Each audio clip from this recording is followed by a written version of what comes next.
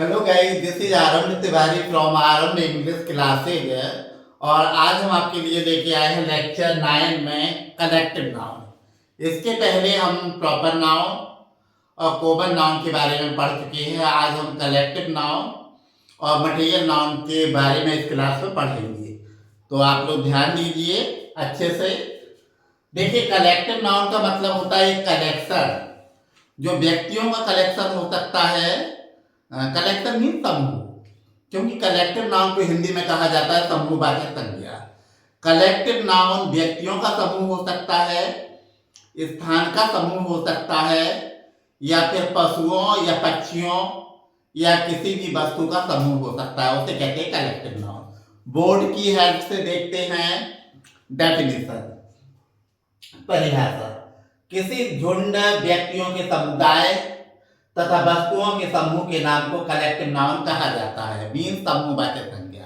किसी झुंड, व्यक्तियों के समुदाय तथा वस्तुओं के समूह के नाम को कलेक्टिव नाउन कहा जाता है।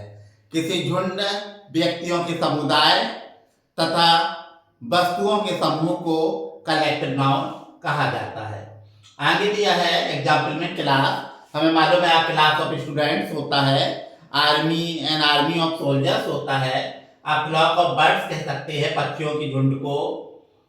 फैमिली मीन परिवार होता है, फैमिली भी एक कलेक्टिव नाउन है। कमेटी मीन समिति, कमेटी की स्पेलिंग याद कर लीजिएगा, COMMITTE। क्राउड मीन भीड़। बंच, बंच होता है समूह। आ बंच ऑफ बनानाज होता है, आ बंच ऑफ कीज होता है, पहले भी आपको बता चुके हैं। गवर्नमेंट, जैसे गवर्नमेंट या गवर्नमेंट पढ़ सकते हो। गवर्नमेंट भी एक कलेक्टिव नाउन है। काउंसिल, काउंसिल मीन सभा होता है, काउंसिल भी कलेक्टिव नाउन है। तो कहने का मतलब ये किसी ना किसी चीज के समूह है। नोट में देखें, जब कलेक्टिव नाउन किसी विशेष झुंड या समूह का बोध कराता है तो उस कलेक्टिव नाउन को प्रॉपर नाउन कहा जाता है। याद रखिए, जब कलेक्टिव नाउन किसी विशेष झुंड या विशेष समूह का बोध कराता है तो ऐसे कलेक्टिव नाउन को प्रॉपर नाउन कहा जाता है। जैसे साइमन कमीशन, एग्जांपल्स में देखेंगे। Simon commission, the Indian army, the royal navy. समझ में आ गया होगा, एक बार फिर पढ़ते हैं नोट को। जब कलेक्टिव नाउन किसी विशेष झुंड या समूह का बोध कराता है तो उस कलेक्टिव नाउन को प्रॉपर नाउन कहा जाता है। जैसे साइमन कमीशन विशेष कमीशन का बोध करा रहा है तो इसमें साइमन जो है प्रॉपर नाउन हो जाएगा। The Indian army, the royal navy, तो द इंडियन आर्मी भी विशेष समूह का बोध करवा रहा है, द रॉयल नेवी भी विशेष समूह का बोध करवा रहा है, तो ये क्या हो जाएगा, ये हो जाएगा प्रॉपर नाउन। आगे देखिए, कलेक्टिव नाउन को नाउन ऑफ मल्टीट्यूड भी कहते हैं, मीन समूहवाचक संज्ञा। याद रखिए, नाउन ऑफ मल्टीट्यूड का मतलब भी हिंदी में समूहवाचक संज्ञा ही होता है। आगे देखते हैं लिस्ट ऑफ कलेक्टिव नाउन।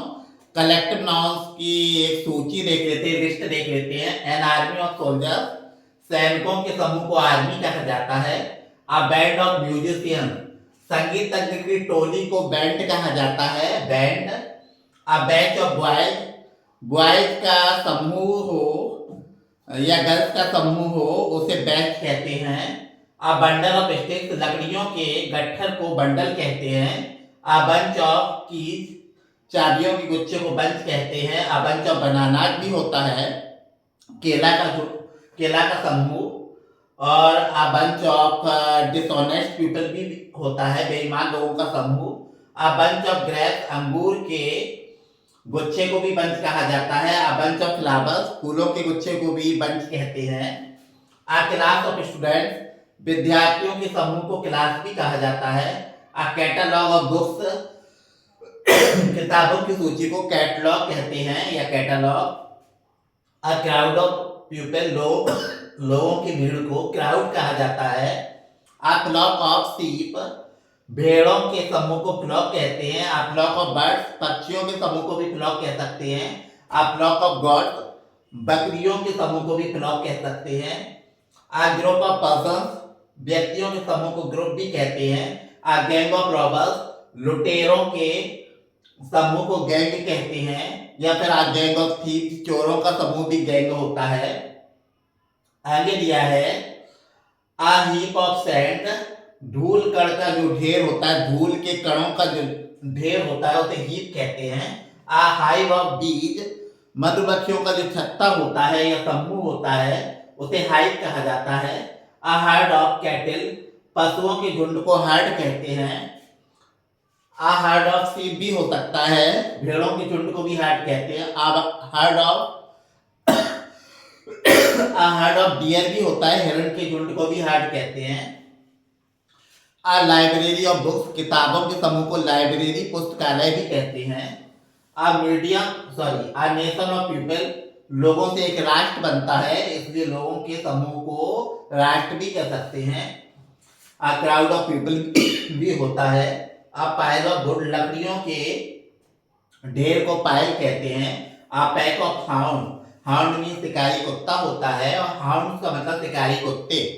तो शिकारी कुत्तों का जो झुंड होता है, समूह होता है, उसे पैक कहते हैं, पैक। आगे देखते हैं आ स्टॉक ऑफ गुड्स, सामान के समूह को स्टॉक कहते हैं, सामान के समूह को स्टॉक कहा जाता है। आ बेंच ऑफ मजिस्ट्रेट्स, मजिस्ट्रेट के समूह को बेंच कहा जाता है। आ सेट ऑफ फर्नीचर, फर्नीचर के समूह को सेट कहा जाता है। आ पेट्रोल ऑफ स्काउट्स, गश्त लगाने वाले लोगों के समूह को पेट्रोल कहते हैं। आ पेयर ऑफ शूज, जूतों के समूह को पेयर कहते हैं, जोड़ा। आ स्ट्रिंग ऑफ पर्ल्स, मोतियों के समूह को स्ट्रिंग कहते हैं, माला। आ पैक ऑफ बुल्स, भेड़ियों के झुंड को पैक कहते हैं, PACK। A choir of singers, choir of singers होता है जो गाने बजाने वालों की जो मंडली होती है उसे क्वायर कहते हैं, CHOIR, क्वायर। आगे दिया सॉवर ऑफ रेन, बारिश के समूह से सॉवर होता है, बौछार कहते हैं हिंदी में। सॉवर ऑफ रेन हो जाएगा। क्लास ऑफ स्टूडेंट पहले भी देख चुके हैं। क्रू ऑफ सेलर्स, नाविकों के जत्थे को क्रू कहा जाता है, CREW, नाविकों के जत्थे को क्रू कहा जाता है। नेस्ट ऑफ बर्ड्स, पक्षियों के समूह को नेस्ट कहते हैं, घोंसला। सीरीज ऑफ इवेंट्स, घटनाओं के क्रम को या श्रृंखला को सीरीज कहते हैं, SERIES। पार्टी ऑफ फ्रेंड्स, दोस्तों के समूह को दल कहा जाता है, पार्टी। आगे देखेंगे टीम ऑफ प्लेयर्स, जो प्लेयर्स का समूह होता है उसे टीम कहते हैं, या बैलों के समूह को बुलक्स, बैलों के टीम ऑफ बुलक्स भी हो सकता है, टीम ऑफ प्लेयर्स भी हो सकता है, बैलों के समूह को भी टीम कहते हैं। आगे देखते हैं ट्रूप ऑफ हॉर्समैन, इसमें स्पेलिंग याद रखिए, TROOP। ट्रूप ऑफ हॉर्समैन, घुड़सवारों के समूह को ट्रूप कहते हैं। फ्लाइट ऑफ स्टेयर्स, सीढ़ियों के समूह को फ्लाइट कहते हैं, FLIGHT। आगे देखेंगे स्वार्म ऑफ एंड्स, चींटियों के झुंड को स्वार्म कहते हैं, SWARM। ग्रोव ऑफ ट्रीज, पेड़ों के झुरमुट को या समूह को ग्रोव कहा जाता है, GROVE, यूवी वाला भी है। रेंज ऑफ हिल्स, पहाड़ियों की श्रृंखला को या समूह को रेंज कहते हैं, RANG। बुके ऑफ फ्लावर्स होता है, फूलों के समूह से एक बुके बन जाता है, गुलदस्ता, BOUQUET, स्पेलिंग याद रखें।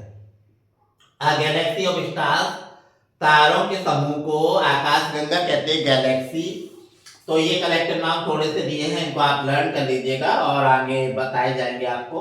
अब मटेरियल नाउन पर आते हैं। मटेरियल नाउन की डेफिनेशन है, मटेरियल नाउन एक ऐसे पदार्थ का नाम होता है जिसका किसी वस्तु को बनाने में प्रयोग किया जाता है। दिया है मटेरियल नाउन मतलब पदार्थवाचक संज्ञा। मटेरियल नाउन से ऐसे धातु या पदार्थ का बोध होता है। मटेरियल नाउन से ऐसे धातु या पदार्थ का बोध होता है जिससे दूसरी अन्य चीजें बनाई जाती है। मटेरियल नाउन से ऐसे धातु या पदार्थ का बोध होता है जिससे दूसरी अन्य चीजें बनाई जाती है, जैसे गोल्ड सोना, सिल्वर चांदी, कॉपर तांबा, स्टोन पत्थर, वाटर पानी, ऑयल तेल, वुड लकड़ी, ये सब मटेरियल नाउन में आएंगे।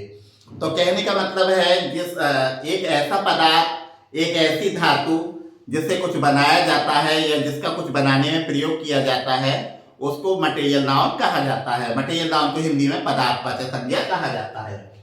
आगे देखेंगे एग्जाम्पल दिए, this ring is made of gold, यह अंगूठी सोने की बनी हुई है। तो कहने का मतलब ये है, यहाँ पर गोल्ड जो है वो क्या है, मटेरियल नाउन है, जबकि रिंग क्या है, रिंग कॉमन नाउन है।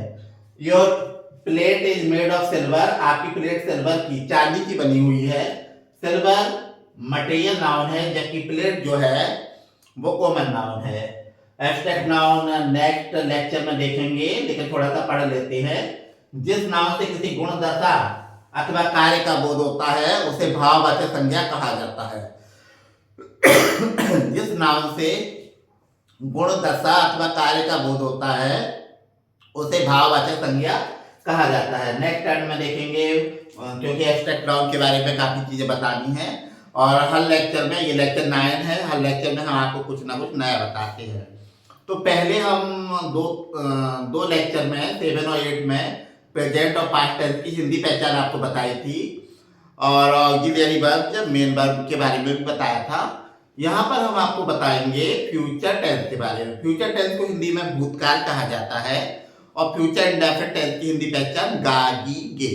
यदि किसी क्रिया के अंत में गागी गे जैसे शब्द आते हैं तो ऐसे वाक्यों को फ्यूचर इंडेफिनिट में रखा जाता है। जैसे मैं वहां जाऊंगा, मैं आपको पढ़ाऊंगा, वे यहाँ आएंगे, वह आपको सजा देगी, ऐसे वाक्य होंगे।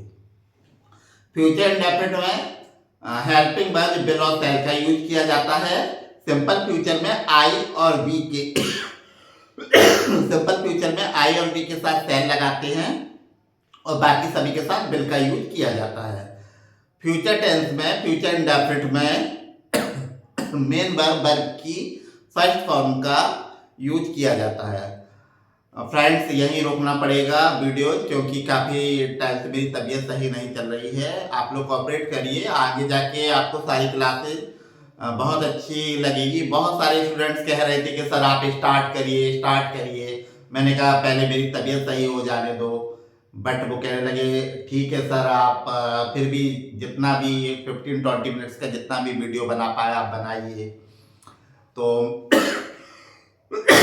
अब मैं तो अपने रास्ते चल दिया हूँ, तो वीडियो बनाना स्टार्ट तो नहीं करूँगा, भले तबीयत हो जाएगी सही, बट ये है आप लोग कोऑपरेट करिए, दैट्स ऑल।